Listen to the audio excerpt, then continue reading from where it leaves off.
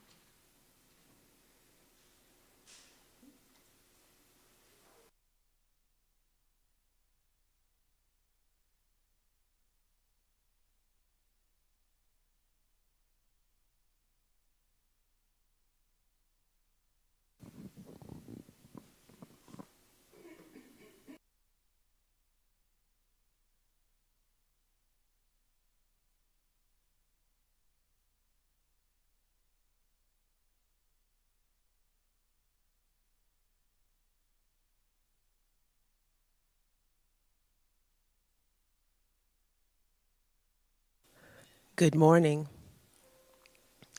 Welcome to Heart and Soul Center of Light. My name is Deb Kersey, and I'm a licensed practitioner and founding member at Heart and Soul. And I'm honored to be facilitating our meditation experience this morning. This morning, we are taking the opportunity to immerse ourselves in stillness so that we may connect with the knower within, in order that it may be our guide during this time of change. Wherever you are, I invite you to make yourself comfortable so that you may be open to divine guidance. Know that right where you are, God is, and therefore it is a safe and sacred space. So, if you are willing, I invite you to gently allow your eyes to close and take this opportunity to relax and let go of all that has transpired up until this moment. Join me in taking a deep, conscious breath. Breathe in and release with a sigh. Now give thanks for your breath as you gently allow it to return to its natural rhythm. Take a moment to notice the path that your breath takes through your body. While the path our breath takes, like each of us, is unique, every breath is part of the one breath, which is breathing us all. Let your breath be an ever-present reminder of your oneness with Spirit and its ever-availability as a guide and source of inner peace, love, and clarity, regardless of outer circumstances. As we enter the stillness, remember to focus on your breath, and I offer this affirmation as our guide. I have been that I have been. I am that I am. And I will be what I will be simultaneously.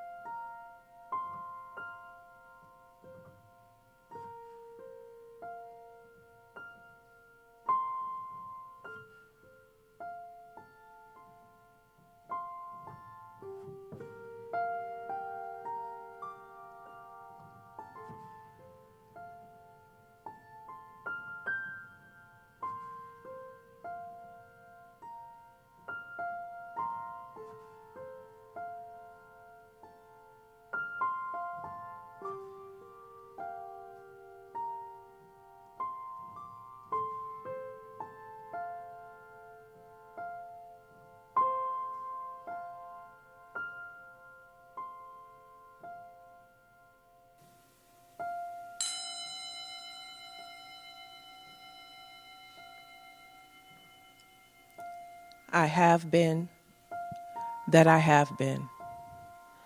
I am that I am. And I will be what I will be simultaneously. I now invite you to return your awareness to the space that you are in. To do this, you might focus on your feet and notice and feel the support of the floor underneath. You might gently rub your palms together. Begin to expand your awareness and feel the space around you. And when you are ready, I invite you to gently allow your eyes to open. And this completes our meditation experience. And so it is. Thank you for creating this safe and sacred container of love for our service. We have a wonderful opportunity during these times to spend more time being still and renewing our connection with the One. And I invite you to do so whenever and wherever possible. It has been a pleasure and an honor to facilitate this morning's meditation. Thank you.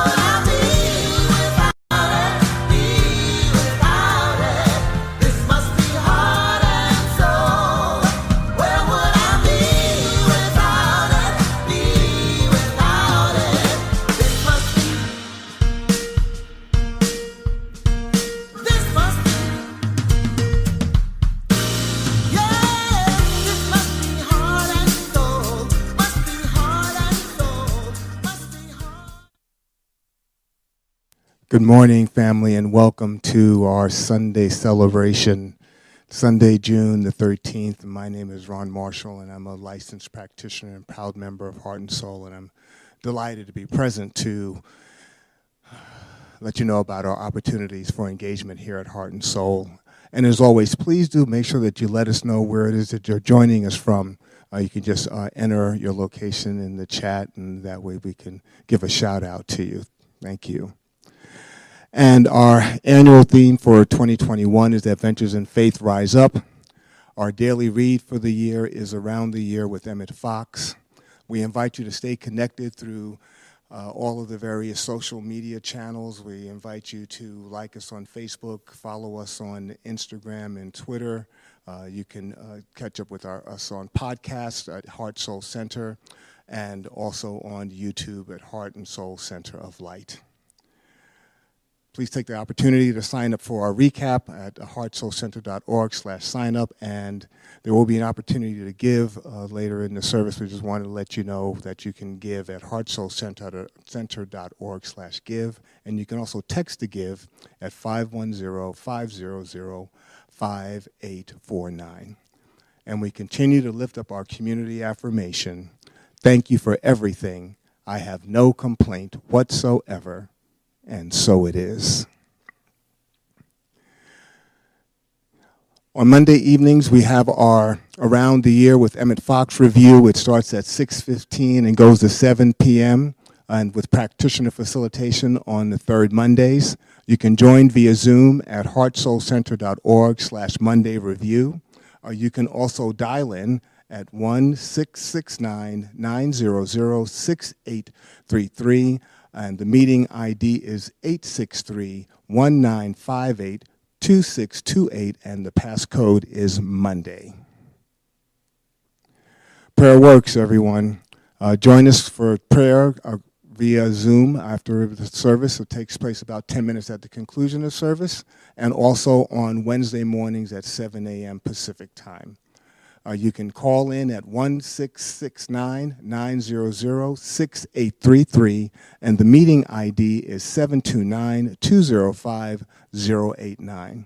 You can also call in your prayer request to our prayer request line at 510-6 888-888-077747. You can leave a message and a prayer facilitator will return your call within 24 hours. You can also email your prayer request into prayerandcare@heartsoulcenter.org.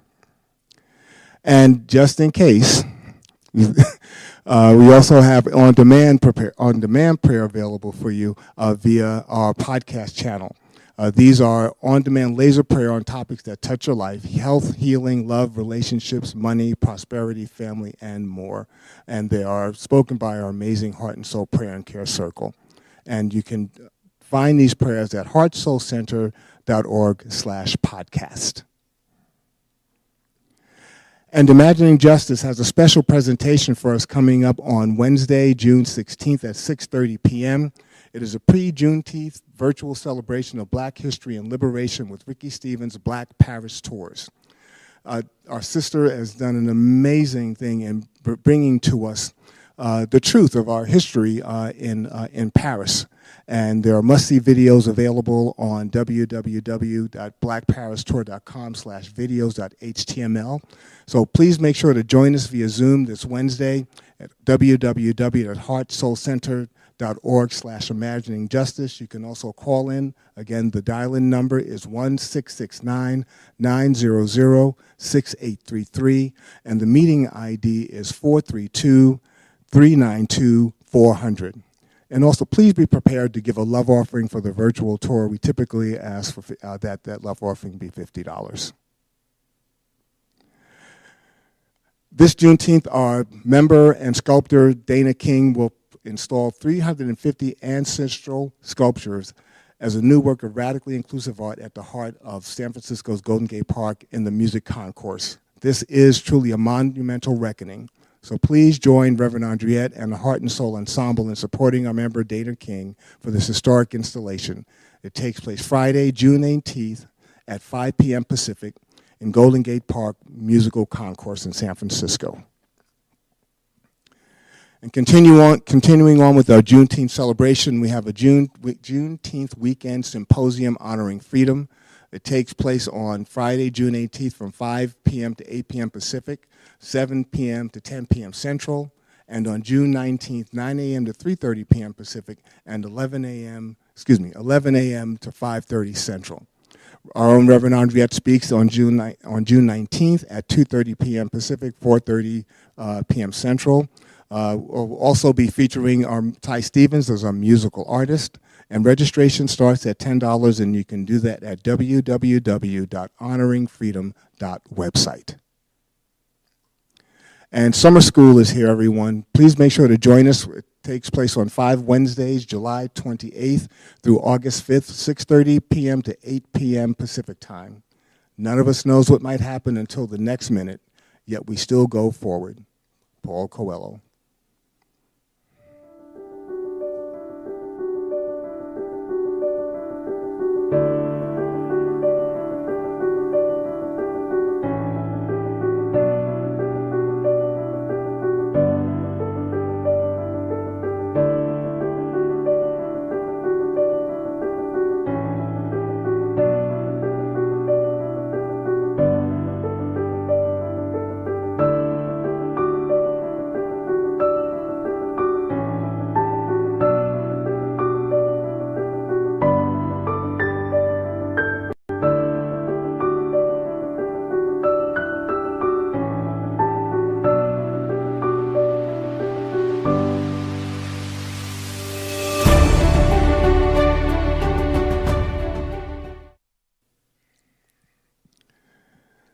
So join me in taking a breath, family.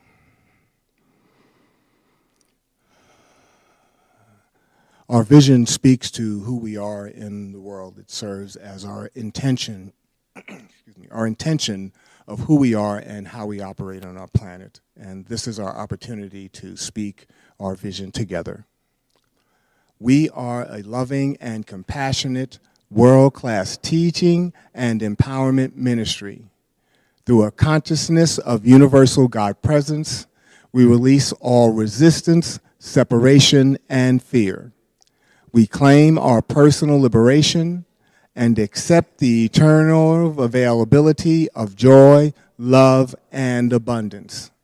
Through our intention to be love and spread joy, we engender reflections of the same and more in others. Our ministry is a gift to the world, which expands through our practice and dedication. We welcome all people, and together we make a quantifiable, positive difference on the planet. And so it is.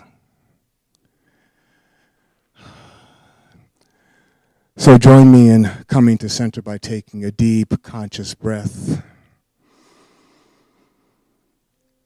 And just release the breath with a sigh.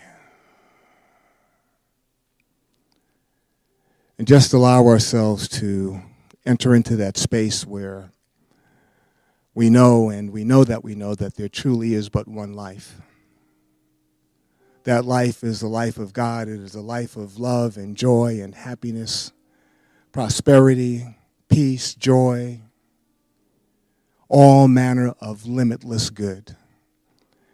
It is the life that I am living, and that is living me, is the life that is being lived by, and that is living each and every person within and beyond the sound of my voice. How good it is to know that each and every one of us is one with, one of the divine. That there's that space within us that knows absolutely who and whose we are.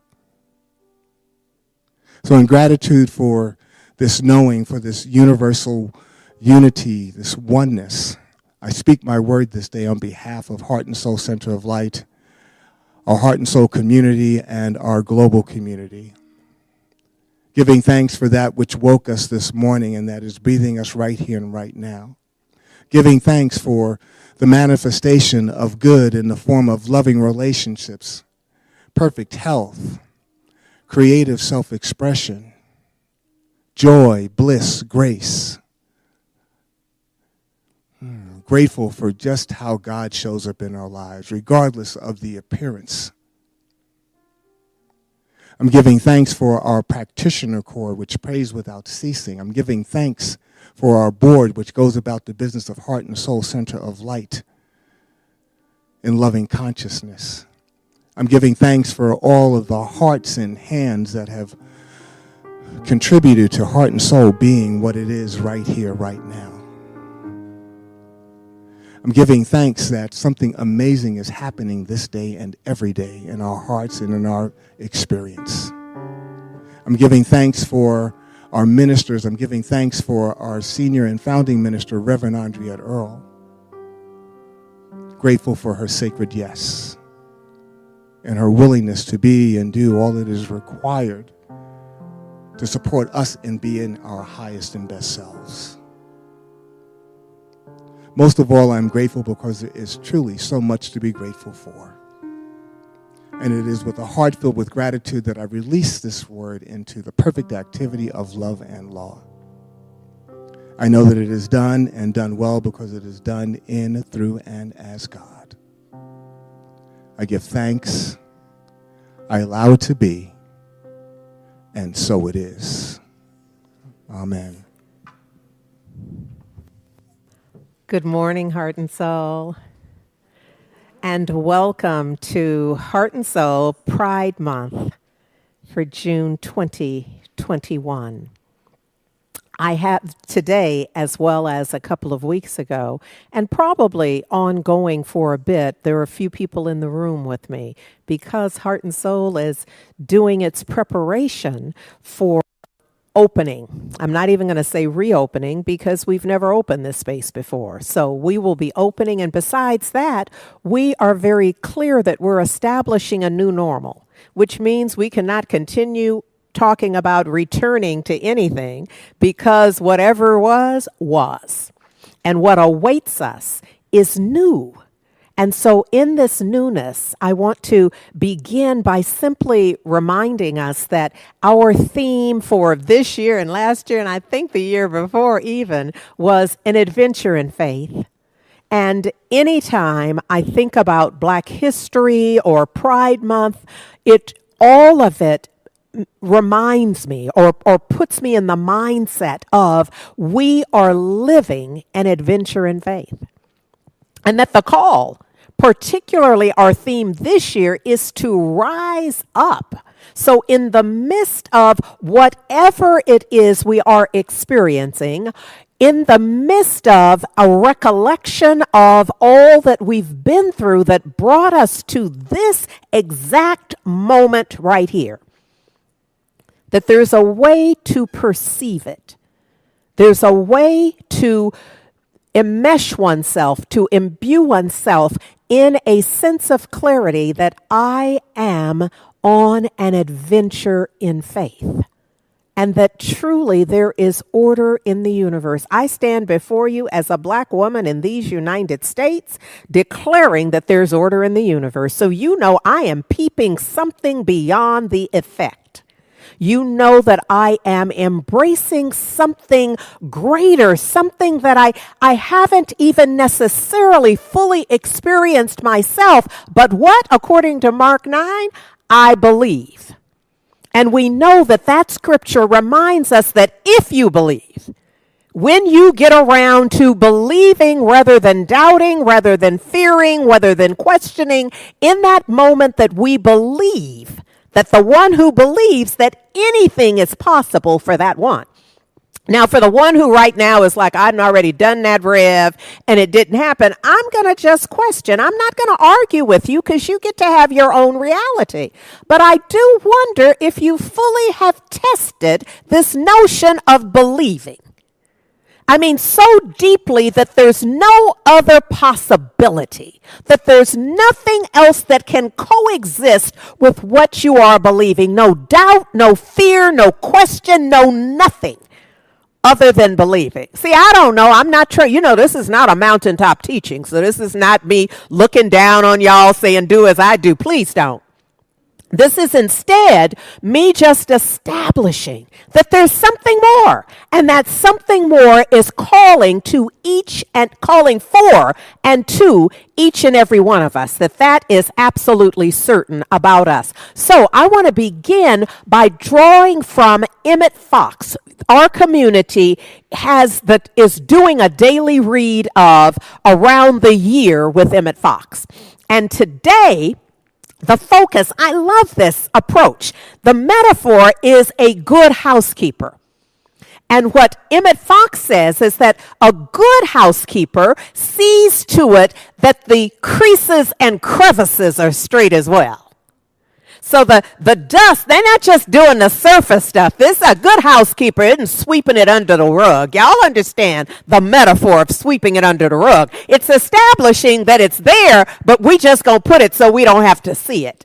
You know, America has a history, and we're not the only ones, but this is where I live, and I am an American, so I'm gonna focus on this. So we have a history of sweeping it under the rug. And so in Pride Month, I could not begin without establishing that today we're going to sweep it out. We're going to encourage us to clear out the creases and crevices, the corners and the shelves, and give it a thorough cleaning. And the it is our minds and our hearts. It's our own. It's very easy to look outside, but this is an inside job. It's very easy to look at them and say they didn't, and they wouldn't, and it was before them, and it was a clear opportunity. But I'm going to say, let's get our own house in order. Let's see what part of me, what aspect of my being is a reflection, is an actualization of the same energy. So, for example, Emmett Fox offers us that if we're faced with a problem of health or finance, that we get to work on that, or the calling is to work on it immediately. I'm going to share with you some instances where it's taken us some decades to get clear about what happened, to acknowledge some folks that could have been, by right of consciousness, acknowledged while they were making their contribution. And I'm not going to stand before you and pretend like better late than never is a principle. Because it isn't. I'm appreciative that we have come to ourselves, but we're not going to act like that's enough. We're going to begin to change ourselves in a way so that we become what? Good housekeepers. House in a scripture is always symbolic of mind, consciousness. So we're going to be good housekeepers. We're going to keep our house in order, our consciousness in order and open so that we're not packing resentment, so that we're not packing anger, so that we're not packing anything that will interfere with us being a divine conduit. Because however we are holding it, however the degree to which our house is in order or out of order, says everything about how we are communicating with the divine.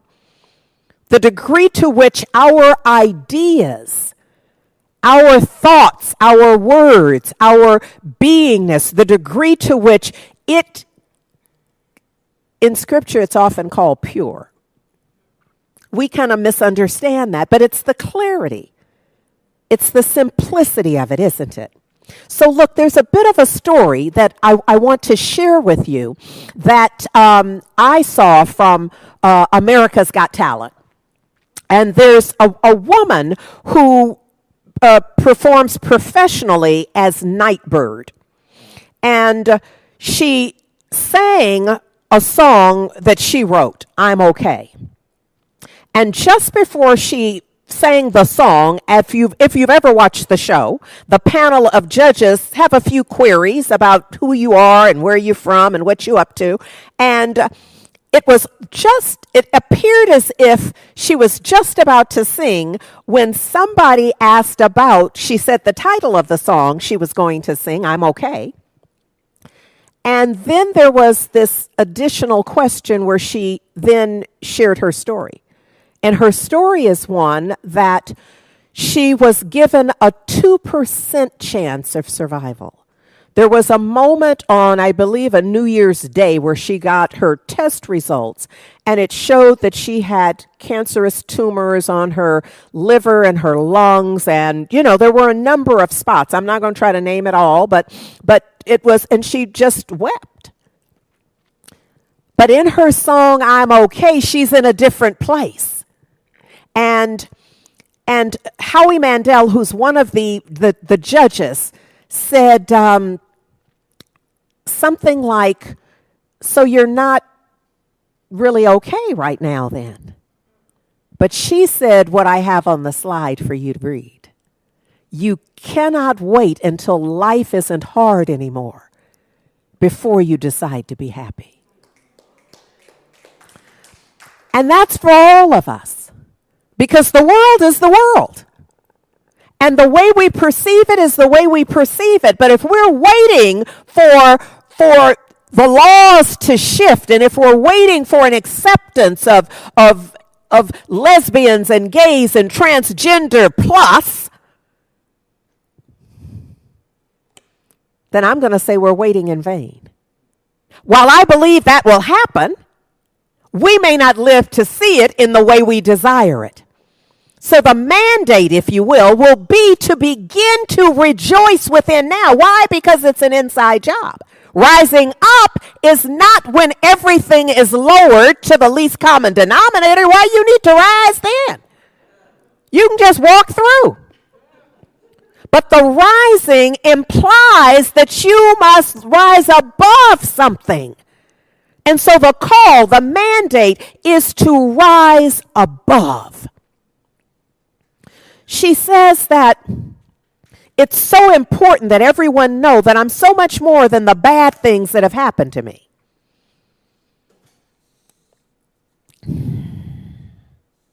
Yeah. She says more recently that physically I'm doing well.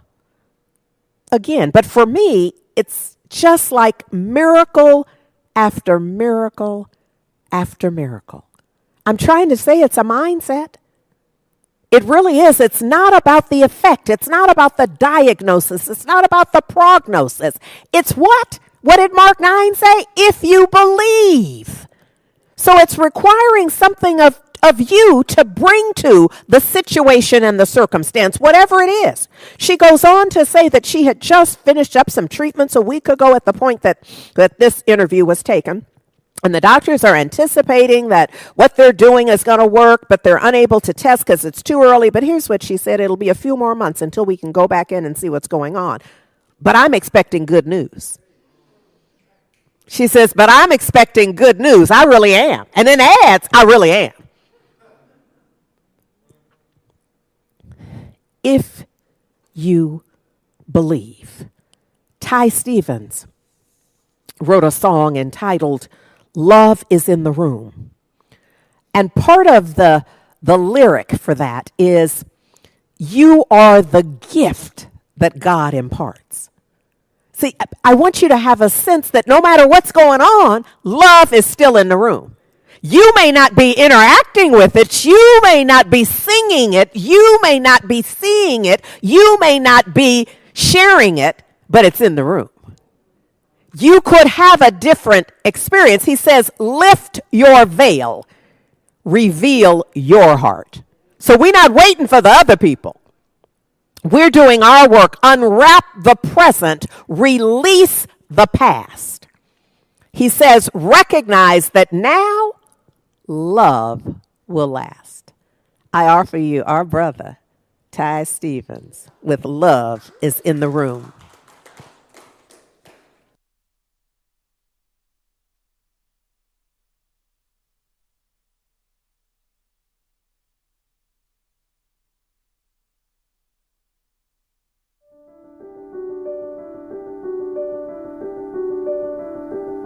Hey, hey, hey, hey, hey, hey, hey, hey, hey, hey.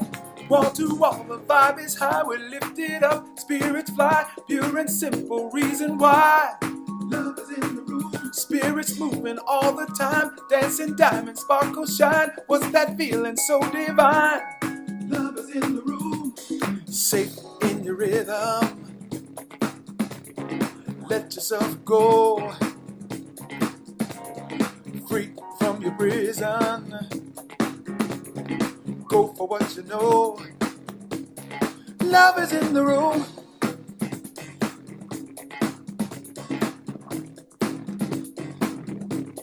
Love is in the room.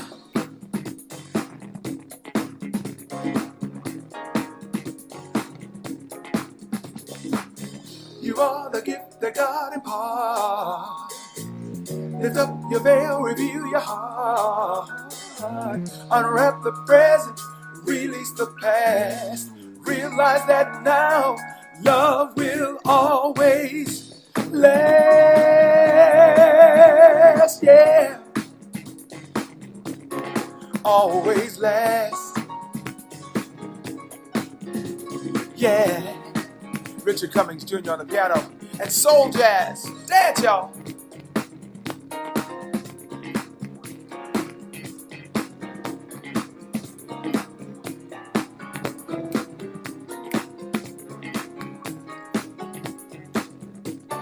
Love is in the room.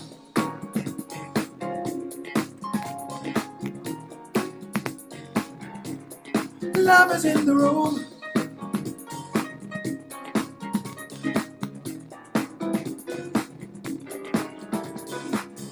You are the gift that God imparts. Lift up your veil, reveal your heart.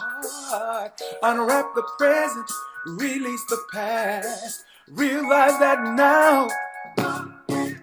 Wall to wall, the vibe is high. We're lifted up, spirits fly. Pure and simple reason why. Love is in the room. Spirits moving all the time. Dancing diamonds, sparkle shine. What's that feeling so divine? Hey, safe in your rhythm. Let yourself go. Free from your prison. know, yeah, love is in the room.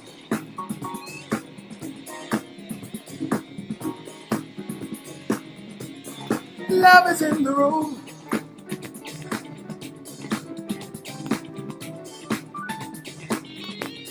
Love is in the room.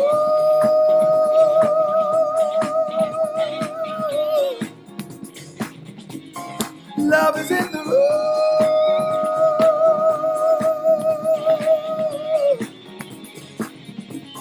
Love is in the room. Can you feel it? Can you feel it? Love is in the room. It's all around you, yeah. Love is in the room. You are the love. Love is hot, so don't stop. Love is hot, so don't stop. Love is hot, so don't stop. Love is hot. Love is in the room. Can you feel? Hot. Love is in the room. So don't stop. Love is hot, so don't stop. Love is hot. Love is in the room. Room.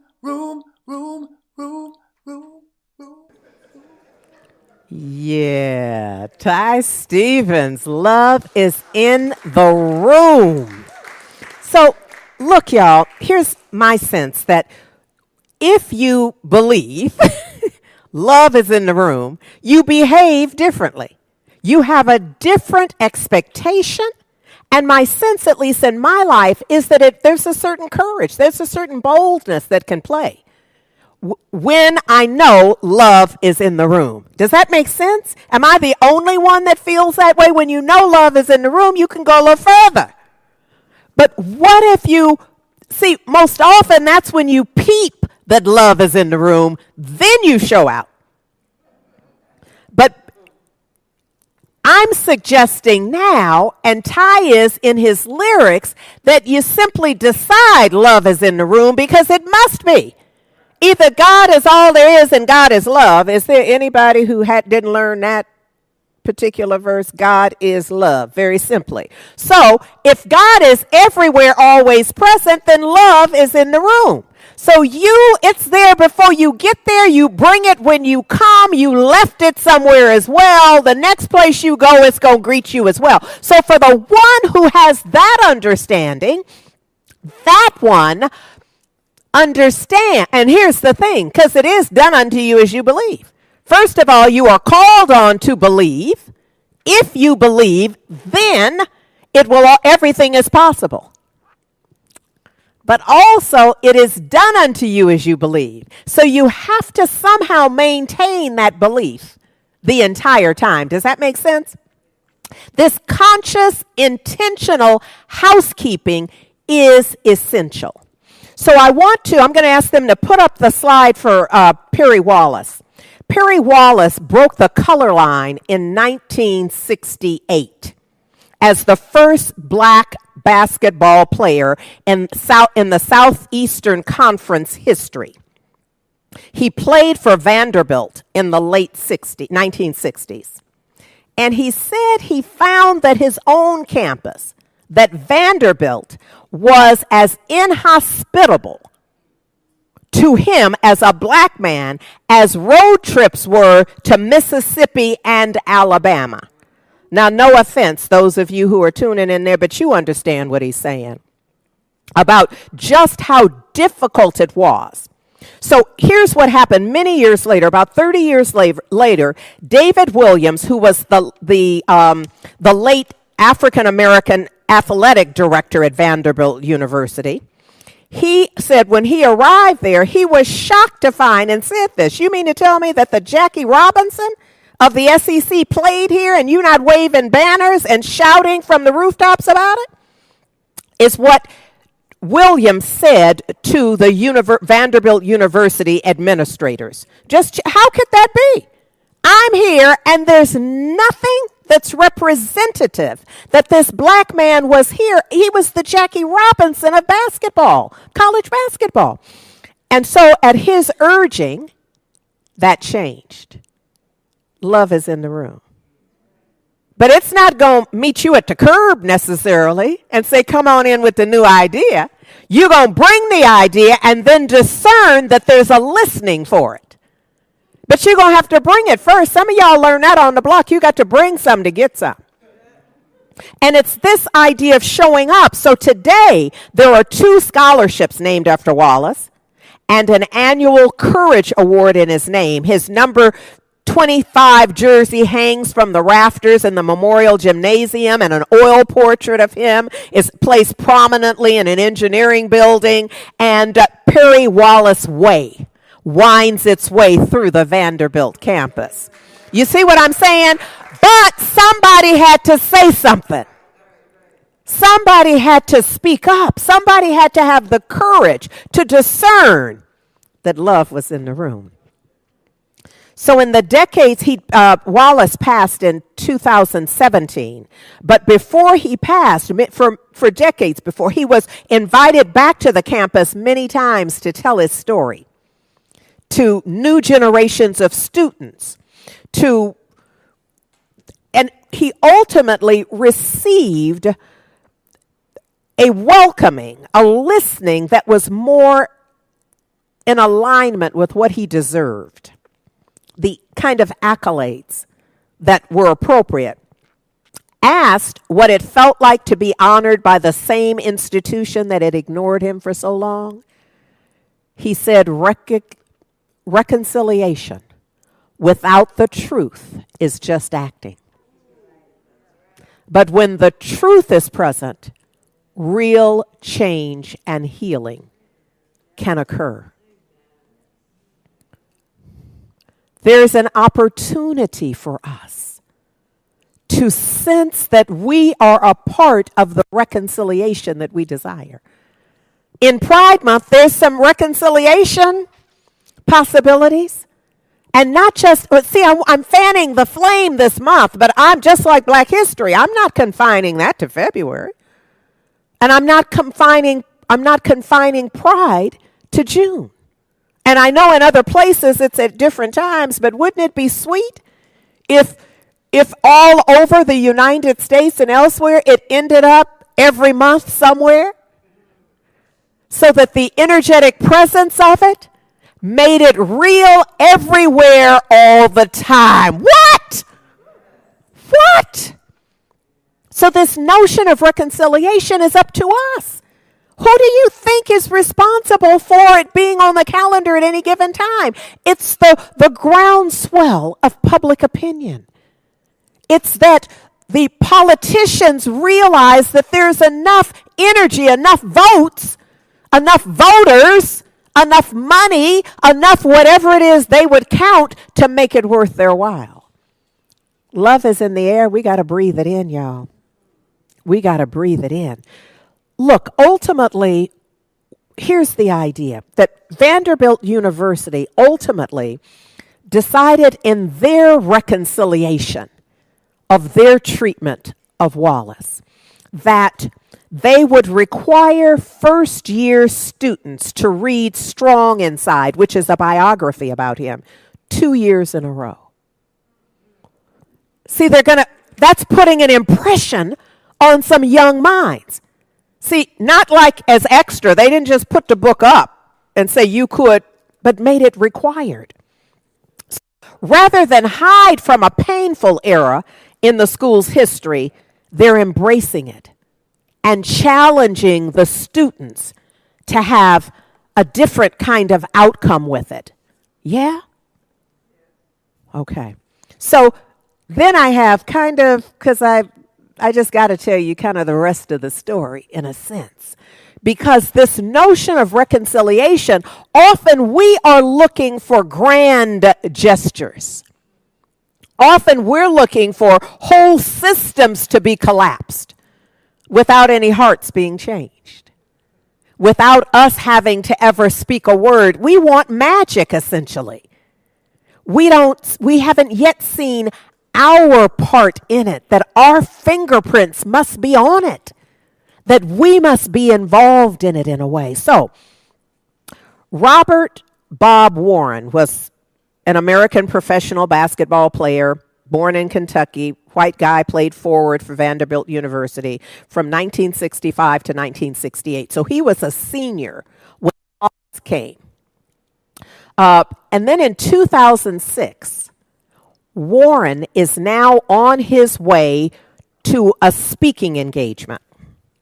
And he said in the cab, his mind was racing back to the 1970s before he became a preacher, when he was a professional basketball player, a crew-cut farm boy, passing red, white, and blue basketballs, and sharing locker rooms for 9 seasons with Afro-coiffed men from places like Tennessee State and North Carolina A&T and Jackson State University.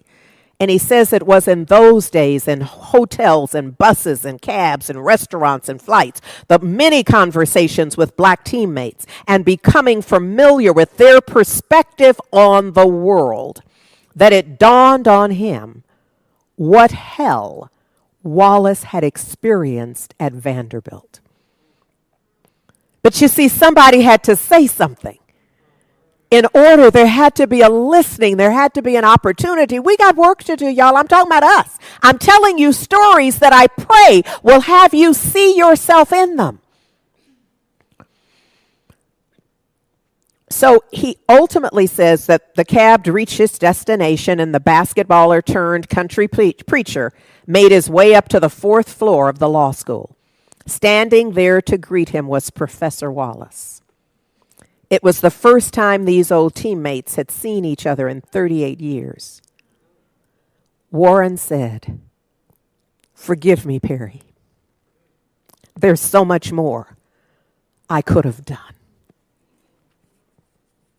So I don't know what else he said. And part of me doesn't care. Because those words are such an important part of acknowledging that love is in the room and that transformation not only can take place, but will and must. So Robert Jensen, who wrote The Dangers of White Male Supremacy, said, "To not be shaken by suffering would be to abandon some of one's humanity. To ignore the fact that white guys benefit from these systems would be to abandon any humanity that remains." So it's not that we don't know how to do it. It's that we're resistant, apparently, to doing what is required of us. Because with what Robert Jensen is saying in the very text of his book, The Dangers of White Male Supremacy, written as a white man with that awareness of the privilege and the power that has just befallen him because he, by right of birth. And he's going on record to say something else is required of us. Something else is required of us. And so that's in part why I so appreciated Warren's greeting. Among his first words were, "Forgive me. I could have done better." Late coming. I'm not trying to doll it up for you. I'm not pretending that we ought to now have banners for him. But I don't want us to miss that love is in the room. Always. So look, when Reverend Jack was with us last week, and I'm so grateful, so grateful for the message that he offered.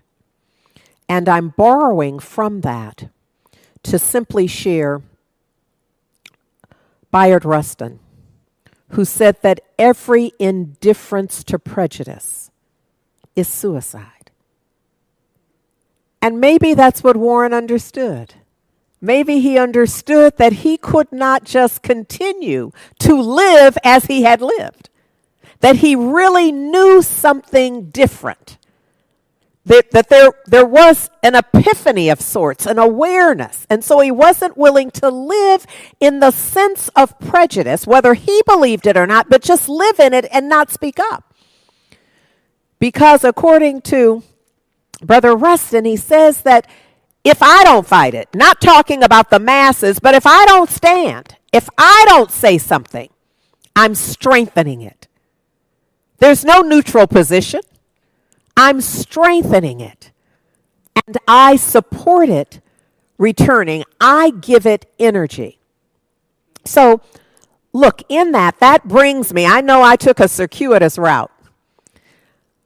But this year, the Oakland A's have renamed their annual Pride Night after Glenn Burke.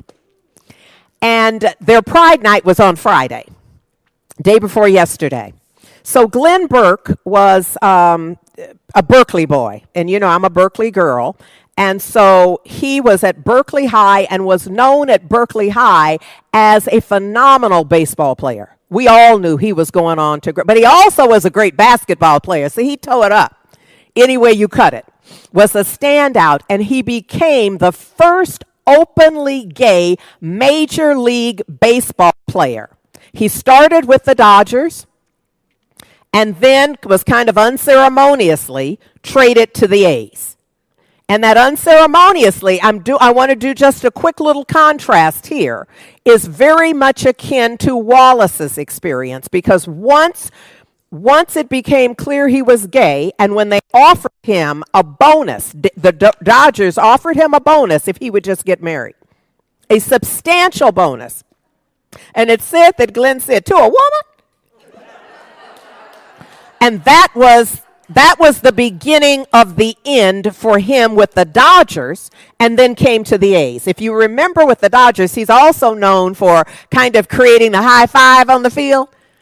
So Dusty Baker, I think, hit a home run, and he ran out to greet him with the high five, and that was the beginning of that we all know. Here's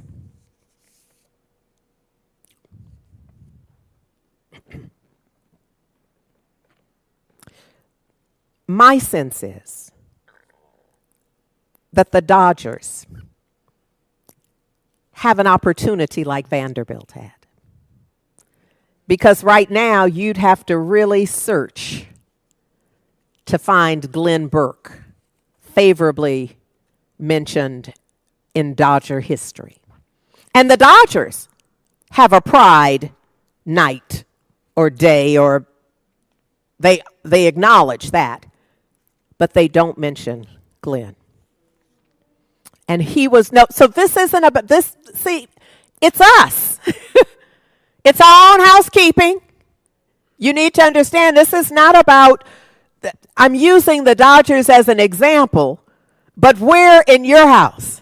See, the idea here is that some parts of it, like mine, which is why I'm not inviting you over after, because there's some parts that are absolutely straight and polished, but then I'm like, oh no, you can't go there, because we haven't swept out the corners. And so it is in our consciousness. You see what I'm saying? There's some stuff you're doing, there's some good stuff, but the creases and the crevices, the corners, we haven't swept out the whole thing. We haven't opened the wholeness of our minds and our spirits to include the fullness of a Glenn Burke. You know, we want to trade on a little bit of it. We want to talk about the good parts, but we're not willing to just own the entirety of the full experience. That there were A's team, and the A's did offer some support, but there was a while where Glenn was homeless. And it was when he was, well, frankly, I'm trying to figure out how else to say this, but when he was dying of AIDS. And when Reverend Jack was here, he made it clear that that's not like a new thing. That for a long time, when we were looking at numbers that we can't fathom between them and this current pandemic. But you see, I've said many times before, this isn't our first pandemic. Because we call what we want a pandemic. You know what I mean? We call different things different things. But as our sister Iyanla would coach us to just call a thing a thing. And so we've been through some pandemics. And we know that our gay brothers died alone, shunned. And Glenn Burke's experience was not, a portion of that was not much different. So part of what, but I want to tell you that once he left professional baseball, he kept active in sports for as long as he could. And after he retired from baseball, so when he was in the 1982 Gay Olympics, somebody tell me, please, why I printed this with print so small that I am struggling right now. That what we now call the Gay Games. He also played in the San Francisco Gay Softball League in August of 2013. And he was among the first class of inductees into the National Gay and Lesbian Sports Hall of Fame. He was inducted into baseball's the Shrine of the Eternals in 2015. I've come today to say to y'all that we have work to do. I know, in the words of Donny Hathaway, that we got a sack full of dreams, and that there are people with hearts who care, and that we all have dreams for the world. This, if anything, is a call to action, to bring the dreams out of the sack and into action, that we would learn to understand and see the world in love, to know that love is in the room and that it's safe for us to tell the truth and to live in and as the truth. That's Donny Hathaway's and my dream for the world. And now Ty Stevens singing Donny Hathaway, Sack Full of Dreams.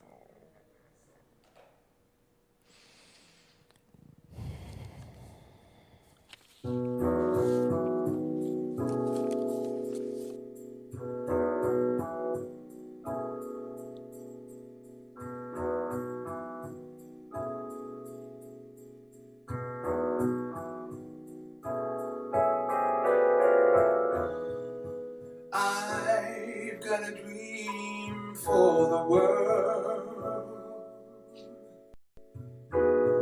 Peace on the rivers and everywhere. Bridges of steel and love. And cities that smile.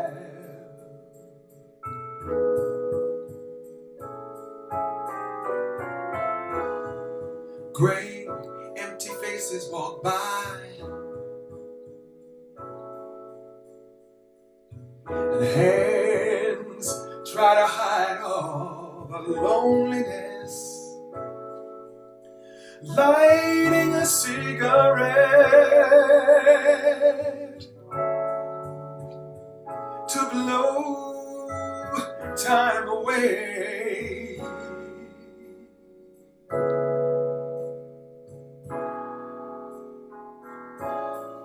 Lost in the noise, lonely as the wind.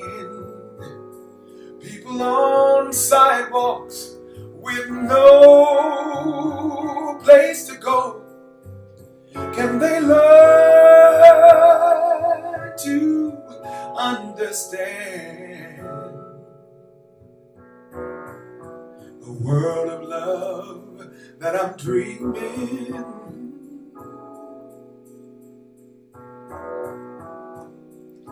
The world of love I said, I got a sack full of dreams. Streets filled with laughter and toy balloons, and people with hearts that care, who listen for love.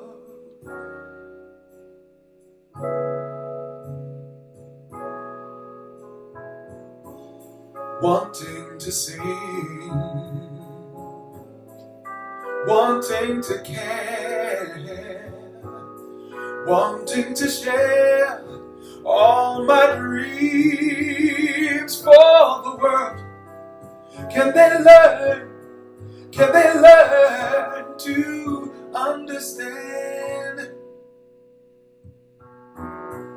the world of love that I'm dreaming?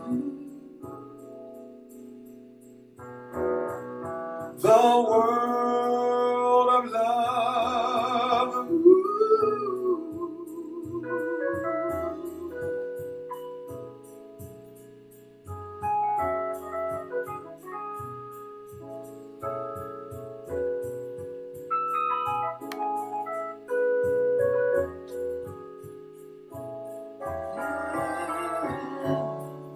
Yeah.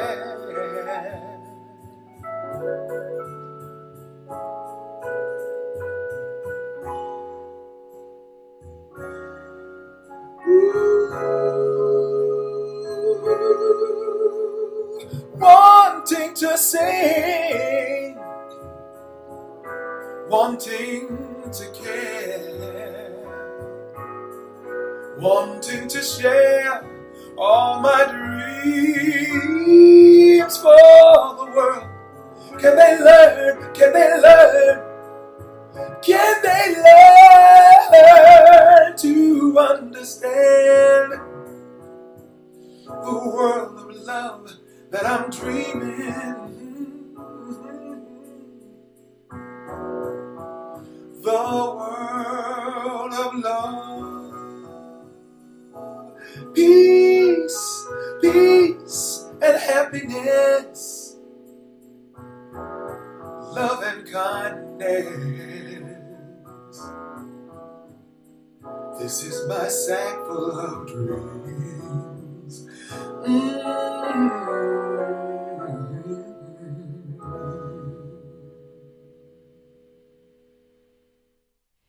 In today's world especially, it's not easy to keep a center going. You know, often as a participant or a congregant or someone who's part of the community, we're not really thinking maybe about the electric bill and about all the many things it takes to keep a community together and growing. Some of you know that I am the founder of the Prosperity Plus programs 1, 2, and 3, and I know that your center has offered these programs to you. I'm a deep believer in tithing. And we all have giving patterns. Many of us give actually only emotionally. We give when we feel like we have a little extra. And then there's another kind of giving that's a regular repeated giving that comes with a percentage to it. And if it's not 10%, it's 5% or it's 6%, but it comes out of a decision to have circulation in your life. Planting in a beautiful place like the Heart and Soul Center of Light for the growth of a community that has nurtured you, can nurture you further, and more than that, can spread this wonderful message to a world that is deeply hungering, even if they don't know yet that they're hungering for it. So I invite us on this day to lean in and make a commitment for percentage giving over the next year. And then turn around every 3 months and take a look at what's happening in your life. Something happens when you're a regular giver. And each month, as you're receiving your income, a portion of it goes to support. It changes the way you feel about yourself. It changes your level of expectation of good in your life. It changes your sense of worthiness and your connection with the very source of your life. Hello, heart and soul family, wherever you may be in the world. I'm knowing that love is in the room. This is Reverend Angelo saying that we are that love. We are the ones who right now are emanating a healing vibration of creating a world that works for absolutely everyone. And we thank you for your generous support of that mission for Heart and Soul Center of Light. At Heart and Soul, we have lots of ways in which you can graciously give.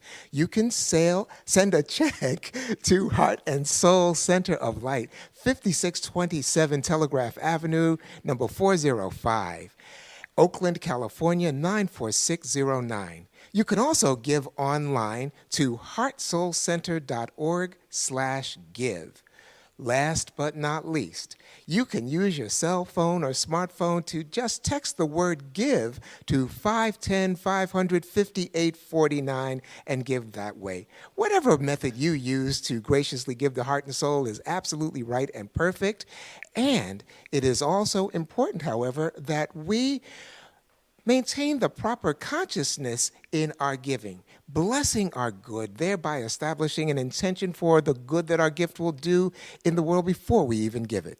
So right now, wherever you are, I invite you to take your gift in hand, or otherwise just place your hand over your heart, knowing the greatest gift there could ever be is that gift of love that's beating right under your hand, as we say together, I bless this gift as healing energy, and send it into the divine flow of all good.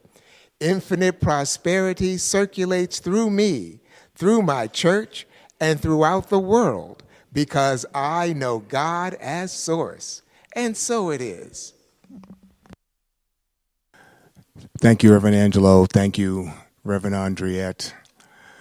Family, I want to take us back through our opportunities for engagement, starting with a reminder to join us tomorrow, Monday evening at 6:15 for our Around the Year with Emmett Fox review. You can join via Zoom at heartsoulcenter.org/Monday review. You can also dial in at 1-669-900-6833. The meeting ID is 863-1958-2628, and the passcode is Monday. A reminder again that we've moved, and if you're considering making a gift, you can give us gift cards from Target, Home Depot, or Office Depot, and you can also check out our Amazon wish list. We have a few remaining items there at heartsoulcenter.org/wishlist. And please join us in supporting Marcus Books. It's the oldest independent Black bookstore in the country, and we want it to remain so. You can shop at bookshop.org/shop Marcus Books, and you can get your tasty, delicious Jamaican cuisine at Kingston 11, Kingston11eats.com. Please let's support those who support us. And our Youth and Family Village is in full effect. The Pulse, our teens ages 13 to 18 meet via Zoom at 11:30 Pacific on Sundays. You can email to join the Pulse at heartsoulcenter.org. And our young ones, age 4 to 12, are doing fun and meaningful videos at heartsoulcenter.org/watchyfv, and they are live on fourth Sundays via Zoom at 4 p.m. Pacific. Next live gathering will be on June the 27th, and you can email yfv@heartsoulcenter.org for access. We still know that prayer works. Prayer rooms will be available 10 minutes after service and also available on Wednesday mornings at 7 a.m. Pacific. You can join via Zoom or phone by dialing 1-669-900-683, and the meeting ID is 729-205-089. And again, you can also call in your prayer request at 510-607-7747 and leave a message, and a prayer facilitator will return your call within 24 hours. And you can email your prayer request to prayer@heartsoulcenter.org. And we have prayer on demand via our podcast at heartsoulcenter.org/podcast. And these are on-demand laser prayers for topics that touch your life. So please take advantage of all of the opportunities that we are providing to get prayer. And you can also look at past Points of Power, 5-minute energizing videos with Reverend Andriette, and those can be viewed at our YouTube channel, YouTube/C/Heart and Soul Center of Light. And summer school. Please join us. And I misspoke the ending date for summer school earlier. It actually is going from June 28th to August 25th, 6:30 p.m. to 8 p.m. and Pacific time.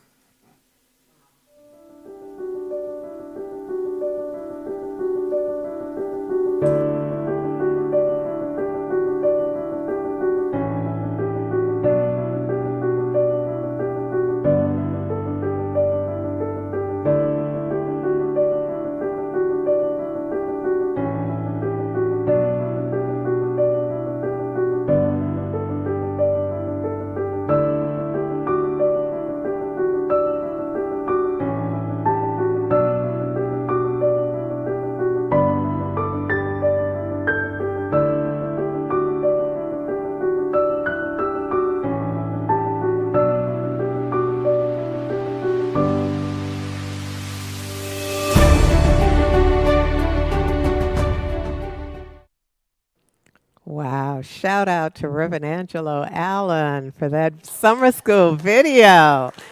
I love that promo piece. So just stay tuned because, you know, we only amp it up as we get closer to the date itself. And just to clarify, summer school dates are July 28th. 5 Wednesdays, beginning on July 28th and going through and including August 25th. So 5 Wednesdays. It's a little shorter this year. We feel like people are going to want to be getting out and doing the stuff that they haven't been able to do, but we know it still is a powerful experience, and so we're still going to do it, just compact it a little bit. Special shout out to the folks in the room here who are supporting us in our preparation.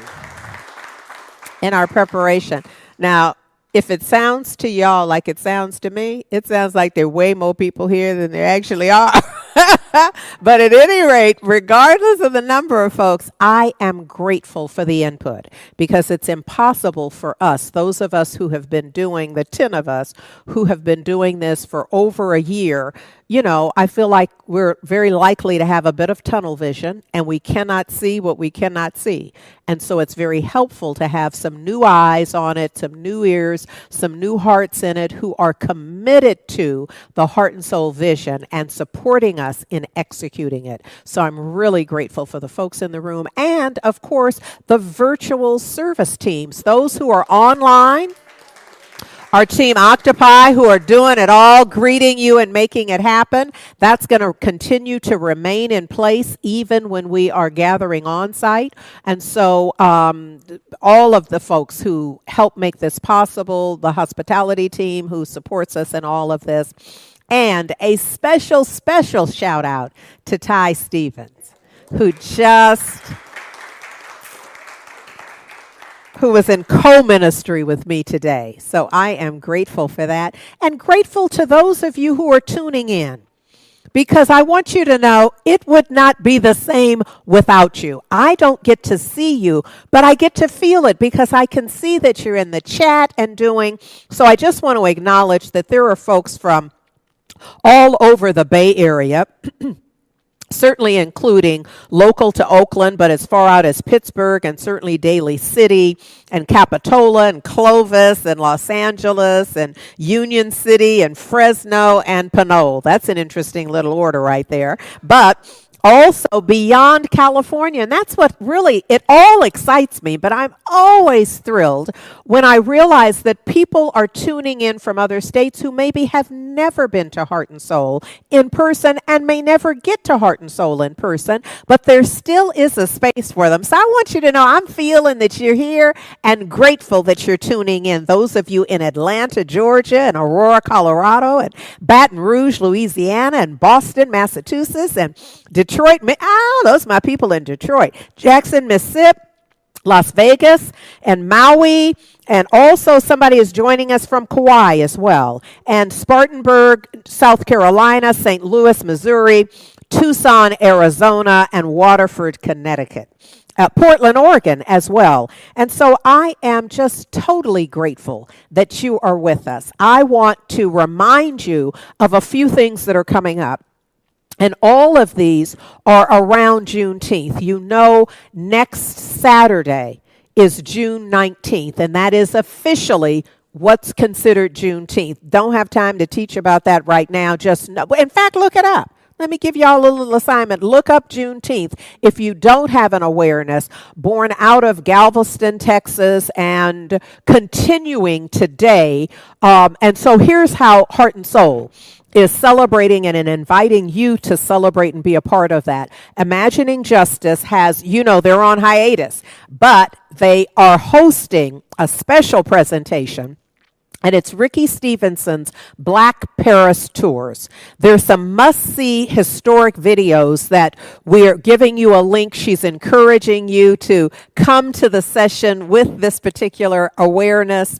And we will be gathering on Wednesday, this coming Wednesday at 6:30 for her to take us on a virtual Black Paris Tours.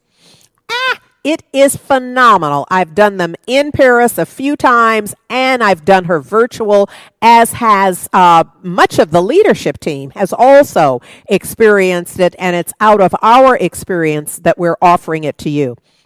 So look, it's being offered on a love offering basis, but you need to know that typically it's $50 a person. So I'm not setting a price for you. I'm just setting a context for you. And so I'm going to ask you to give and give generously, because we certainly want to compensate Ricky Stevenson on a love offering basis. So again, if you have a moment, take a look at the videos beforehand, but please do join us and bring your little pocketbook with you. It's going to be virtual, and you'll have an opportunity to give during the experience. Also, member Dana King. Many of us have kind of pigeonholed her to broadcast journalism. There's a whole other aspect and expansion of Dana King as a sculptor. So on Friday, the 18th of June, she will install 350 ancestral sculptures. These are new works that have not yet been seen that are radically inclusive art in the heart of San Francisco's Golden Gate Park on the Music Concourse. And I'll be doing a prayer. Our Heart and Soul Ensemble and some of the choir members will also be a part of a larger choral experience that will be part of this. So again, it's Friday, June 18th at 5 p.m., Golden Gate Park Music Concourse. That's San Francisco. So this is kind of a be there, be square opportunity. Then on Friday and Saturday, there's a Juneteenth weekend symposium honoring freedom. And it's really born out of this conglomeration of Centers for Spiritual Living folks that involves other New Thought organizations as well. So it's on Friday evening from 5 to 8. It's virtual. San Francisco, Golden Gate Park obviously is in person.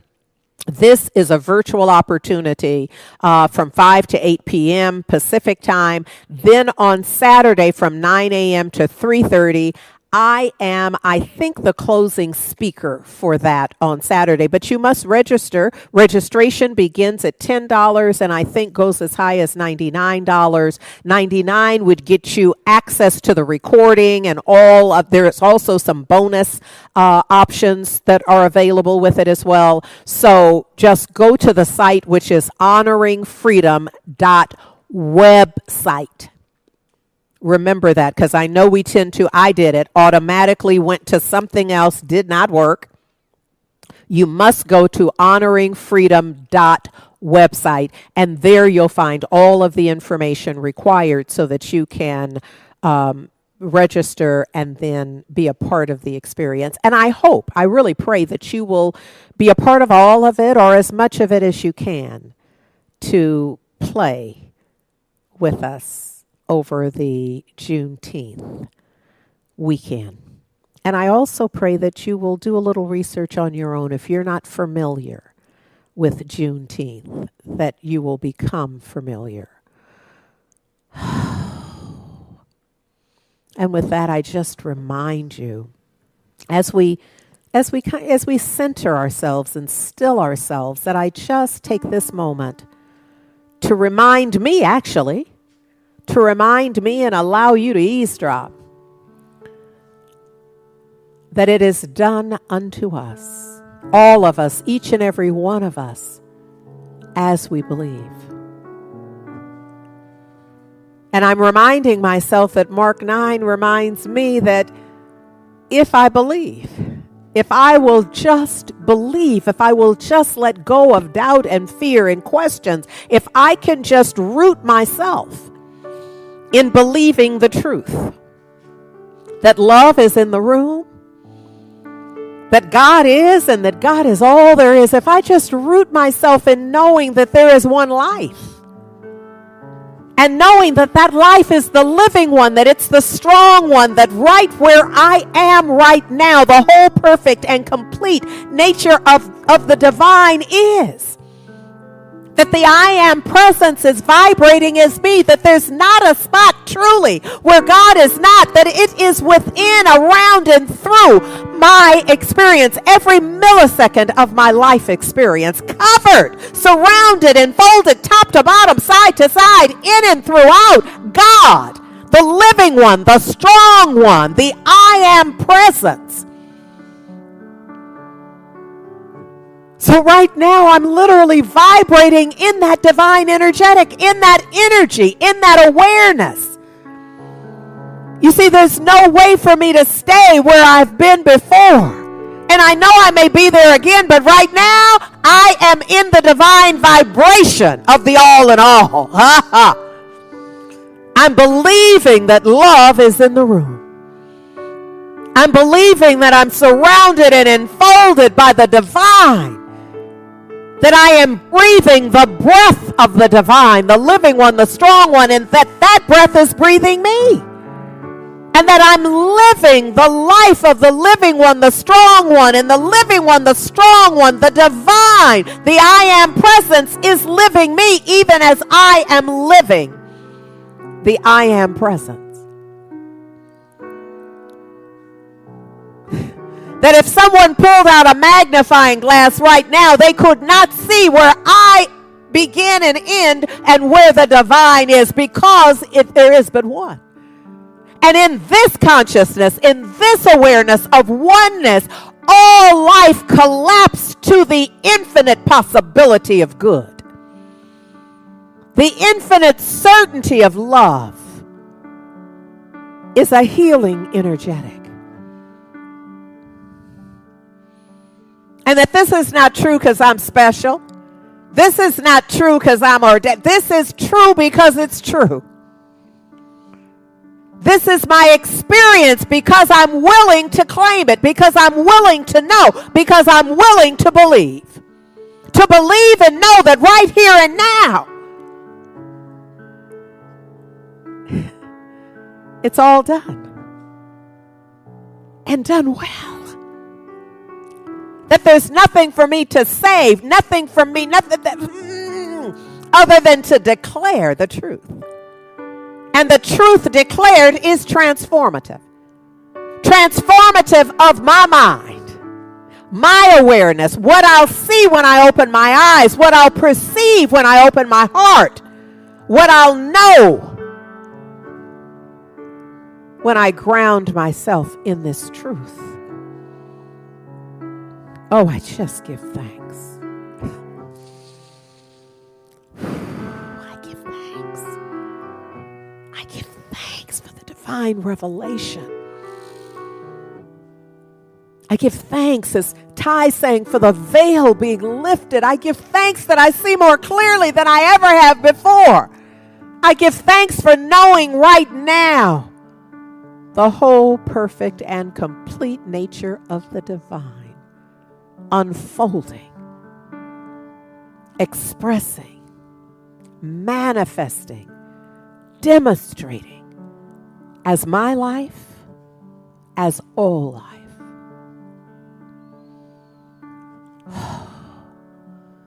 I just let it be. Oh, I'm worn out from fighting. I'm worn out from resisting. I'm worn out from doubting. I'm worn out from being in fear and anger and obsessed by appearances. And so I lay it all down right now, releasing it, letting it be, trusting, knowing, believing, allowing. And I just seal it. I seal it with my word that all is well.